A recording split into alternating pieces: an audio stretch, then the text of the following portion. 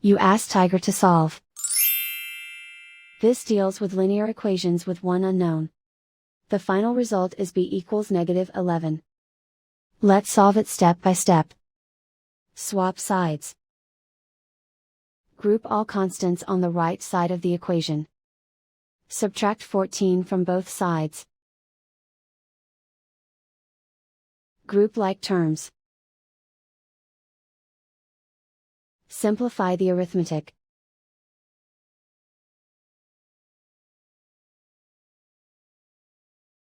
Isolate the b.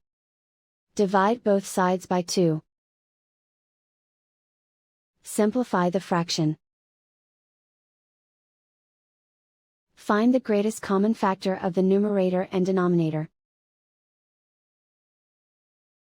Factor out and cancel the greatest common factor. And so the final result is b equals -11.